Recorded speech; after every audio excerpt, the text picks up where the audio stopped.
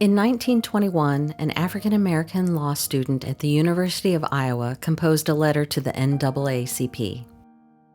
The conditions of this city are at present most unlivable for a colored student, William Edwin Taylor explained. The attitude of hostility is felt most keenly in the matter of housing.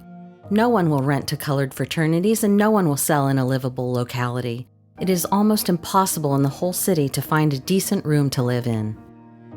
The letter's recipient was James Weldon Johnson, a writer, poet, and leading voice in the Harlem Renaissance. But in 1921, he was also the first Black operating officer of the NAACP. Housing discrimination was nothing new to James Weldon Johnson, nor was it new to African Americans in Iowa City. Taylor belonged to the Black fraternity Kappa Alpha Psi. They were having trouble renting a house. "This is my 6th year in the university, sir," Taylor wrote, "and I have been in this city long enough to note the crystallization of sentiment against us." This crystallization of sentiment was blatant discrimination. As in all northern communities, racism by Iowa City's dominant white culture drastically limited where African Americans could buy or rent. Their options lay mostly in the few blocks in the southwest part of town. The area was south of the courthouse and the railroad, near the Iowa River. One of the few Black landowners in the area was Charles Alberts. In 1913, he and his wife Dorothy bought a property at 914 South Dubuque and built a 2-story house. Charles Alberts was a mason by trade, so he may have built the brick house himself. He also manufactured concrete blocks on the property. We don't know a lot about Charles Alberts. He celebrated his 50th birthday in the new brick rooming house. He held large holiday meals there in 1918 and a mass meeting of colored voters in 1919. He provided his renters with their own modern kitchen upstairs. The Alberts lived in part of the house and rented the rest to African Americans who worked as hotel porters, cooks, day laborers, and oil station attendants. By 1920, Black male students were also renting rooms there. This was the year the first men's dormitory, Quadrangle, opened on campus. But unwritten university policy barred Black students from the dorm. Over time, African American students and alumni created a system to help new students find places to live. They greeted newcomers at the train station and then drove them to likely places, on Prentice Street and Madison and Capitol, where Black families might have extra rooms to rent. Certainly, the house at 914 South Dubuque was a place to check. By 1940, it had new owners. Elizabeth Betty Tate and her new husband, Junius Bud Tate, had saved enough to make a down payment on the 12-room house. Betty and Bud named it Tate Arms and marketed the house as a modern, convenient home for Negro students. They bought a multitude of beds, 20 bookcases, and 24 desks. "There were all these boys coming to town needing a place to stay," Betty said years later. "When they were accepted into college, the university would send them a list of places where they were allowed to live. I was on that list." One of these young men needing a place to stay found housing a few blocks away on Capitol Street. Philip G. Hubbard was 19 when he enrolled at Iowa in engineering. He earned money as a shoeshine in the basement men's room of the Jefferson Hotel. Between customers, he studied. Hubbard would become the university's first African-American professor and a respected administrator. Looking back at his undergraduate days, he wrote, "We were not permitted to live in housing provided by the university, even though some Black students were recruited varsity athletes, recognized as all Big Ten and All-American." In fact, one of those African-American athletes from Iowa appeared in The Crisis, the official magazine of the NAACP and founded by W.E.B. Du Bois. The November 1934 issue was one of the first edited by Roy Wilkins. The cover photo was an action shot of Ozzie Simmons, a U of I sophomore halfback. "As good as Grange?" the caption asked. Inside, Northwestern's coach called Simmons absolutely the best I've ever seen. Historian Richard Breaux has researched housing discrimination in Iowa City. He writes that those African American athletes barred from campus housing in the 1930s and 1940s read like a who's who of African American sports personalities at UI. Years later, Philip Hubbard asked rhetorically, Why did African Americans endure unfair treatment without protest or petitioning for reform? His answer? We had no reason to believe that complaints would lead to anything other than a suggestion that we go elsewhere. For many of us, college was the only feasible route out of poverty and oppression.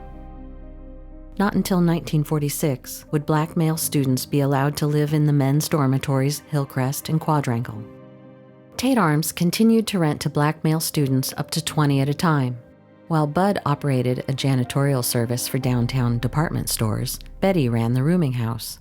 She was both cook and counselor, and a mom. At holidays, we usually had 12 or 14 people around the dinner table because most of them couldn't afford to go home, she remembered. Betty was strict. The boys made their own beds, changed their linens once a week, and picked up after themselves, she recalled. I had rules and regulations like you wouldn't believe. Only a few blocks away from the Tate Arms, Helen and Alan Lemmy also rented to black students. In the late 40s and 50s, the Lemmys welcomed traveling black musicians, like Duke Ellington, for some late-night music after their performances. But Ellington never jammed at Tate Arms. Betty was strict with her tenants. No drinking in the house, ever, and when I raised my voice, they knew to be quiet. She claimed she never got tired. During these years as house mother, she worked a second job at the University of Iowa Hospital in the cardiovascular lab. She advanced from washing equipment to supervising 20 people. She was also a charter member of community theater, serving on the board and performing in plays. 5 years after she died at the age of 93, Tate High School was named in her honor.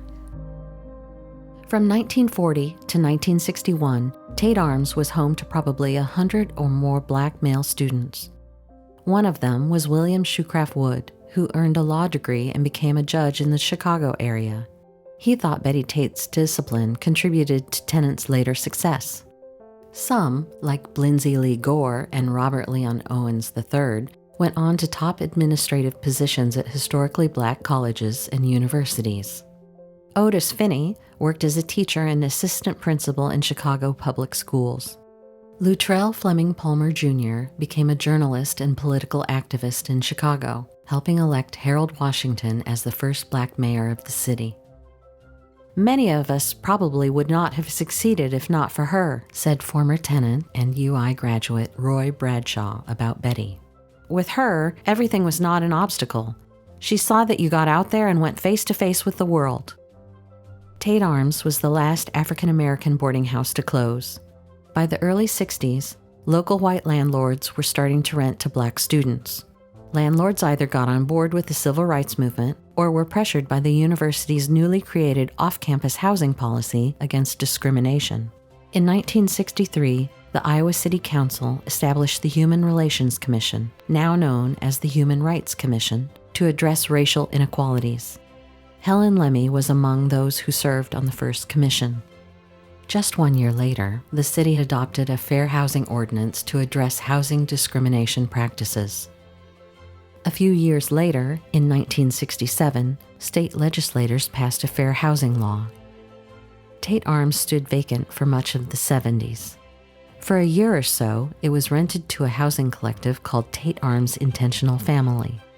Threatened with demolition 3 times, the house was finally saved in 2014 by historic preservationists. In 2019, it was listed on the National Register of Historic Places. Historian Richard Carlson counts Iowa City's early black landlords as community leaders because they provided reliable housing to African Americans year after year. The university's black enrollment could grow, and so could the town's black population.